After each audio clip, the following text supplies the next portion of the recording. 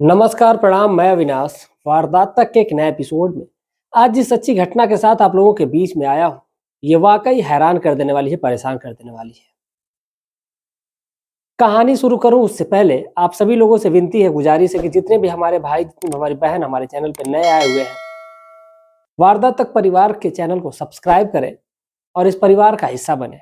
आप लोगों की बदौलत ही मैं यहाँ पे हूँ और आप लोगों के प्यार और सपोर्ट की बदौलत ही हम आगे बढ़ पाएंगे। उम्मीद है कि आप लोग अपना प्यार और सपोर्ट बनाए रखेंगे और चैनल को सब्सक्राइब करेंगे। अगर वीडियो आपको पसंद आए तो वीडियो को लाइक करिएगा और अपने दोस्तों, अपने रिश्तेदारों में आप चाहे तो शेयर कर सकते हैं। चलिए आज की कहानी का सीधा सीधा रुख कर लेते हैं। जो आज की कहानी है, उत्तर प्रदेश का एक जिला लगता है बलरामपुर, और इसी बलरामपुर इलाके के जिले के अंतर्गत एक इलाका आता है मनिहर इलाका, और इसी मनिहर इलाके में एक गांव लगता है बिलासपुर। इसी बिलासपुर गांव का रहने वाला एक व्यक्ति जिसका नाम होता है मनु। मनु की शादी 2017 में होती है और 2017 में शादी होने के बाद वाकई दोनों पति पत्नी और पूरा जो परिवार था बेहद खुश था। वक्त गुजरने लगता है, वक्त के साथ साथ जो मनु है अब उसको जरूरत पड़ने लगती है पैसे की, क्योंकि घर में पत्नी आ गई है तो जरूरत तो पड़ेगी ही, जाहिर सी बात है, खर्चे होंगे। पहले तो अपने बस खर्चा करना होता था, लेकिन अब पत्नी आ गई है तो फिर पत्नी का भी खर्चा उठाना है। अब इसी वजह से जो मनु है वो बाहर जाकर कमाने की सोचता है और फिर वहां से वो निकलता है सीधा हैदराबाद के लिए, और हैदराबाद में एक कंपनी ज्वाइन करता है और उसी कंपनी में वहीं पर रह करके जॉब करने लगता है। जो मनु है उसकी पत्नी का नाम मनीषा है। मनु की एक बहन भी है जिसका नाम सिंपी है। ये 6 लोगों का परिवार है, माफी चाहते हैं, 5 लोगों का जो परिवार है वो बेहद सुखद था। सब कुछ सही चल रहा था, वक्त गुजरता रहता है, वक्त के साथ साथ सब कुछ अच्छा चलता है। अब पति बाहर है, घर में पत्नी है, तो पत्नी अकेले रूम में सोती थी। एक दिन उसकी ननद ने बुरा सपना देखा तो वो आकर के अपने भाभी के पास सो जाती है, और भाभी के पास सोती है तो वो कहती है, अगले दिन कहती है कि भाभी अगर आपको बुरा ना लगे तो मैं चाहती हूँ कि मैं आप ही के पास सो, क्योंकि मैं रात में डर जाती हूँ, इससे अच्छा रहता कि मैं आपके पास सोती तो अच्छा होता। जो उसकी भाभी है यानी कि जो मनीषा है वो कहती है कि ठीक है, अब मुझे कोई ऐतराज नहीं है, अगर तुम्हें ये लगता है कि तुम्हें सोना चाहिए तो आकर के सो जाओ, कोई बात नहीं है। अब जो सिंपी है वो प्रतिदिन अपने भाभी के पास सोने लगती है। वक्त गुजरने लगता है, वक्त के साथ साथ एक दिन सिंपी की नींद अचानक खुलती है रात के लगभग 1 बजे। जब 1 बजे नींद खुलती है तो देखती है कि उसकी भाभी बिस्तर पे नहीं है, तो फिर वो सोचने लगती है कि हो सकता है कि बाथरूम गई होगी या फिर पानी पीने गई होगी, जो भी जरूरत होगी उसकी वो इसलिए उठ के गई होगी। वो कुछ देर इंतजार करती है, तब तक उसकी आंख फिर से लग जाती है और वो सो जाती है। फिर उसकी नींद जब सुबह में 5 बजे जगती है, खुलती है, तो फिर देखती है कि उसकी भाभी उसके पास ही सोई हुई है। तो उसको लगता है कि हो सकता है कि कोई काम हो रहा होगा या फिर जैसे वॉशरूम के लिए सभी लोग उठते हैं, इसीलिए वो उठ गई होगी। फिर इस बात को इग्नोर कर देती है वो, और इससे ऐसे ही मामला चल रहा होता है। एक दिन अचानक से जब उसकी भाभी उठती है, तो उठने के बाद ही जो सिंपी है उसकी नींद खुल जाती है, क्योंकि उसके चूड़ियों की जो खनखनाहट होती है उससे सिंपी के कानों में जब पहुंचती है तो सिंपी जग जाती है।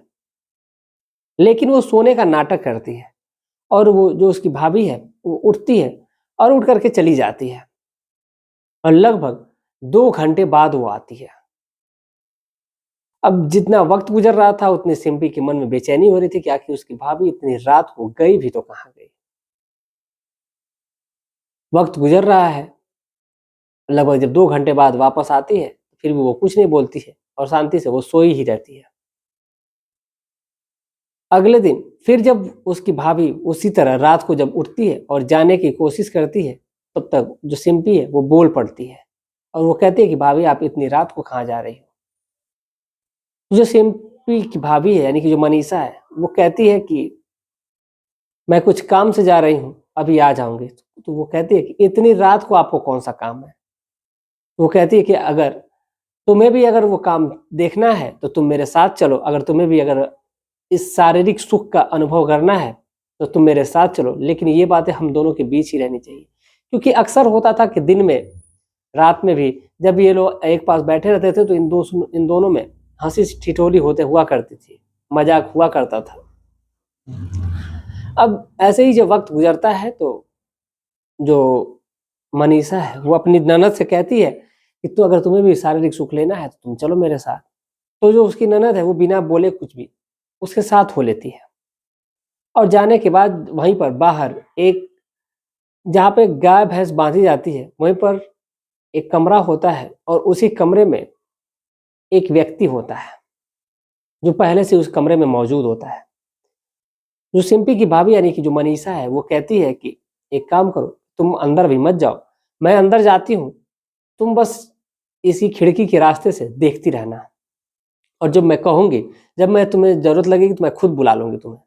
वो कहती है कि ठीक है। अब इसके बाद जो मनीषा है वो अंदर जाती है, कमरे की लाइट ऑन थी। जो सिंपी है वो बाहर खिड़की के जो एक होल था उसी होल से सारा नजारा अंदर का देख रही है। जो मनीषा है वो उस आदमी के करीब जाती है और करीब जाने के बाद उस आदमी के शरीर से कपड़े को एक एक करके हटाने लगती है। और फिर वो व्यक्ति, जो व्यक्ति था, वो उस औरत के यानी कि मनीषा के बदन से भी एक एक कपड़े हटाने लगता है। दोनों एकदम नग्न अवस्था में हो जाते हैं। इस चीज को सिंपी देख करके शॉक्ड हो जाती है, लेकिन अभी तक वो भाप नहीं पा रहे थे कि आखिर वो व्यक्ति कौन है, क्योंकि उन दोनों का बस शरीर दिख रहा था, सिर अब किसी का नहीं दिख रहा था, क्योंकि एक छोटा सा होल था उसी में से देखना था। अब इसी वजह से उसको कुछ ज्यादा दिखाई नहीं दे रहा था क्योंकि दोनों खड़े थे। अब वक्त गुजरता है, तब तक सिंपी के पैर से अचानक जो बाहर एक डंडा होता है, एक छड़ी होती है, वही जब टकराती है तो टकरा करके वो छड़ी गिर जाती है, और गिरने के बाद उस छड़ी से बगल में ही रखी बाल्टी पर जब गिरती है तो उससे आवाज होने लगती है। आवाज हो जाती है तो जो व्यक्ति अंदर का है वो कहता है कि आखिर बाहर कौन है। जो मनीषा है वो कहती है कि मेरी ही ननद है और वही बाहर बैठी हुई है, अगर तुम कहो तो मैं बुला लूं। वो कहता है कि ठीक है, बुला लो उसे भी। इसके बाद जो मनीषा है वो नग्न अवस्था में ही बाहर आती है, और बाहर आने के बाद उससे कहती है कि चलो अंदर चलो। अब जब अपनी भाभी को इस स्थिति में देखती है तो उसके मन में भी बेचैनी होने लगती है, और वो सीधा उस कमरे में पहुंचती है। और जब कमरे में पहुंचती है तो उसके पैरों तले जमीन खिसक जाती है। जिस व्यक्ति को वो देखती है तो उसको अपनी आंखों पे यकीन नहीं था कि उस जिस व्यक्ति को वो देख रही है वो व्यक्ति हो सकता है। दरअसल वो जो व्यक्ति था उसी घर का एक नौकर था जिसका नाम मंगरू प्रसाद था। मंगरू का जो बदन था एकदम गठीला था, पतला था व्यक्ति और एकदम गठीला बदन, जो मनीषा के तन को शांत करता था। जो बदन की उसकी आग थी उस आग को बखूबी ठंडा करता था। अब जब मंगरू भी नग्न अवस्था में है और जो उसकी भाभी है मनीषा भी, अब दोनों बिस्तर में बैठे हुए हैं, जो बैठ जाते हैं। और जो मनीषा की जो ननद है यानी कि जो सिंपी है, सिंपी भी अब खड़े खड़े देख रही है, उसके बदन में भी अब आग लग रही है। जो मनीषा है वो कहती है कि उसके पास आती है और उसके बदन से भी कपड़े को अलग करने लगती है, कपड़े अलग कर देती है। उसके बाद से जो मंगरू है जब उसके बदन को देखता है तो फिर वो खुद को कंट्रोल नहीं कर पाता है और उसके पास जाता है और उसको बिस्तर पर ला करके पटक देता है, और उसके बाद उसके साथ शारीरिक संबंध बनाता है। यानी कि सीधा सीधा जो नौकर है वो दोनों के साथ शारीरिक संबंध बनाना शुरू करता है। अब एक बार जो ननद है अब ये पहली बार इस चीज का अनुभव करती है तो फिर उसको इस चीज की लत लग जाती है।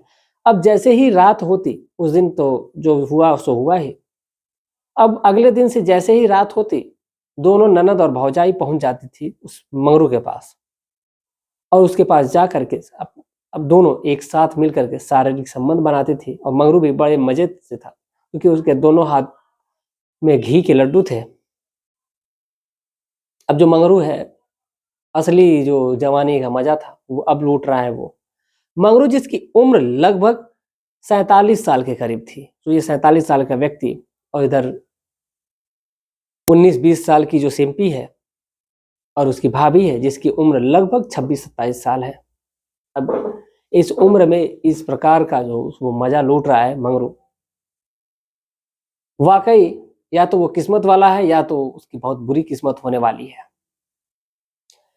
क्योंकि जो सुख है वो ज्यादा दिन तक नहीं टिकता। और इस प्रकार का जो गंदा काम है, घिनौना काम है, जो पाप का घड़ा है, वो तो बिल्कुल नहीं रहता। अब यही जो मंगरू है वो सोच रहा था कि अब ये पल शायद ठहर जाते तो काफी अच्छा होता। वक्त गुजर रहा था और आए दिन जो सिंपी है और मनीषा है, दोनों मंगरू के पास पहुंचती और लुत्फ उठाती इस चीज का। मनीषा और सिंपी को उनके बदन की आग ठंडी होती है, और जो मंगरू है, मंगरू को भी जिस्मानी जरूरत उसकी पूरी हो जाती। बदले में जो मनीषा है, जब उसका पति जो है वो पैसा भेजता था, उसके बदले उसको पगार तो दी ही जाती थी, साथ ही साथ उसको प्रतिदिन उसको खाने के लिए, खाने पीने के लिए उसको एक्स्ट्रा पैसे देती थी, यानी प्रतिदिन के 400-500 रुपए दे देती थी। उसके लिए अच्छे से अच्छे व्यंजन बनाए जाते थे ताकि वो खाए और वो हष्ट पुष्ट रहे। उसकी जो यानी कि जो मनीषा थी, अपने नौकर के लिए सोचिए कि काजू किशमिश बादाम को वो भिगो करके रखती थी, चना को, जिसको वो खाता था मंगरू। अब एक दिन जो सुबह सुबह मंगरू बैठ करके खा रहा था अपने उसी जगह पे जहाँ पे भैंस का तबेला था, उसी में जहाँ पर वो रहता था, और वहीं पर रह करके जब वो सुबह सुबह खा रहा था, तब तक उस घर का जो मालिक है, यानी कि जो मनु का पिता है, यानी मनीषा का ससुर है, वो पहुंचता है तो देखता है, तो वो इतना वैरायटी खा रहा था, कहता अरे मंगरू तुम इतना आइटम कहाँ से खा रहे हो भाई, इसमें पूरा काजू किशमिश बादाम भरा हुआ है। तो कहता मालिक पैसा मिला था, कमजोरी महसूस हो रही थी तो इसलिए मैं खा लिया, खरीद के रखा हूँ, खा रहा हूँ भाई। तो वो कहते हैं कि ठीक है, लेकिन जो उसकी पगार थी, जहाँ तक उसके मालिक को पता था कि उसकी पगार तो इतनी थी कि वो अपने घर पे ही बस पैसे भेज ले, वही बहुत है। लेकिन वो इस बात को इग्नोर करते हैं और साथ ही साथ जो मंगरू है अपने काम में फिर लग जाता है, वक्त गुजरने लगता है। एक दिन रात के वक्त जो मनीषा है और सिंपी, ये दोनों अपने कमरे से गायब होती हैं, यानी कि मंगरू के पास होती हैं और अपनी जवानी का आनंद लूट रही थी, लुत्फ उठा रही थी। इसी बीच अचानक जो उसकी सास है, जो उसकी सास है, वो कमरे से अपने कमरे से निकलती है और निकल करके वो जाने लगती है बाथरूम की तरफ। जब बाथरूम की तरफ जाती है तो देखती है कि बहू के कमरे का दरवाजा खुला हुआ है और लाइट ऑन है। जब इस चीज को देखती है वो कमरे की तरफ बढ़ती है और देखती है कि कमरे में कोई नहीं है। फिर अपने बेटी के कमरे में जाती है, क्योंकि उसको पता था कि उसकी बेटी तो अपने भाभी के साथ ही सोती है, लेकिन वो उसके कमरे में जाती है तो देखती है उसकी बेटी भी नहीं है। अब दोनों ननद और भौजाई घर घर में से गायब है।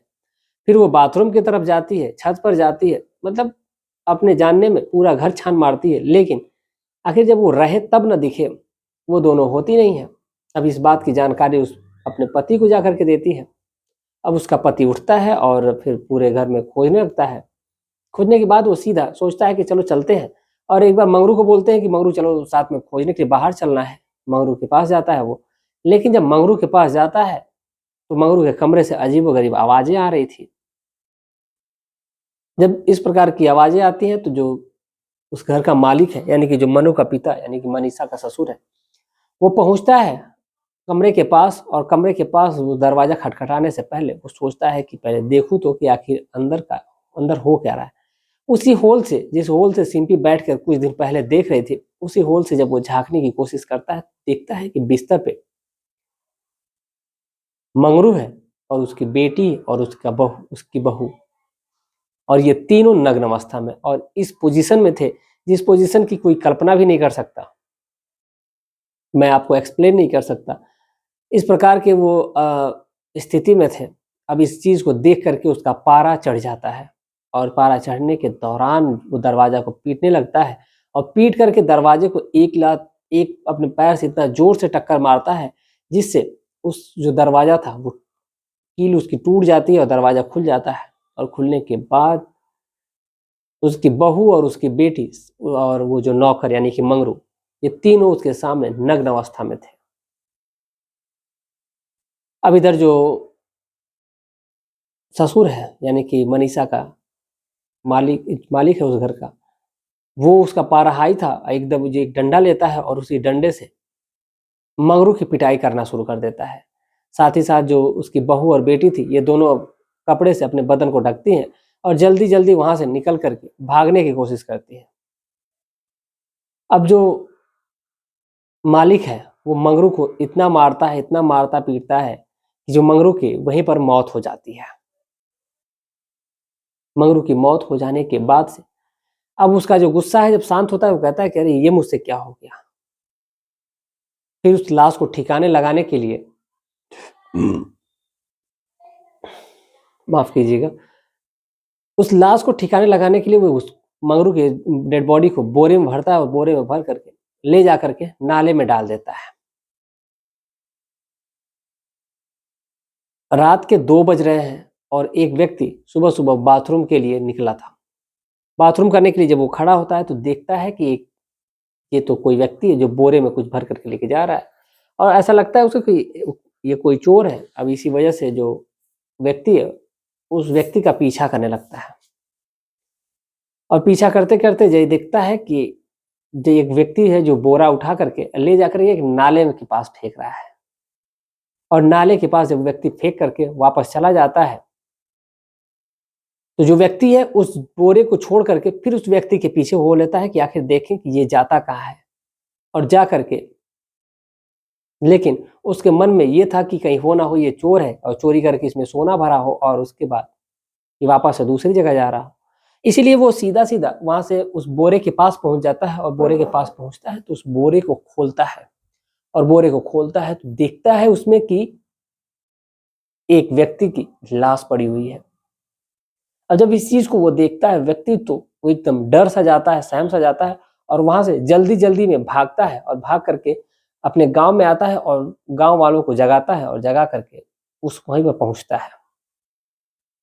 जब वहां पर लोग पहुंचते हैं तब तक पुलिस को फोन कर दिया जाता है, पुलिस भी आती है, और पुलिस आने के बाद से फिर उस व्यक्ति की पहचान की जाती है। जब पहचान की जाती है तो वो व्यक्ति उसी गांव के रहने वाला एक व्यक्ति, यानी कि जिस व्यक्ति का मैंने आपको नाम बताया, और जो व्यक्ति है जो लेकर के जा रहा था, यानी कि जो मनु का पिता है राकेश राकेश के नौकर के रूप में जब पहचान होती है तो फिर जो पुलिस है वो सीधा सीधा उसी रात, यानी कि लगभग उस ये सब करते हुए कार्यक्रम सुबह हो चुकी थी, सुबह के 6 बज गए थे।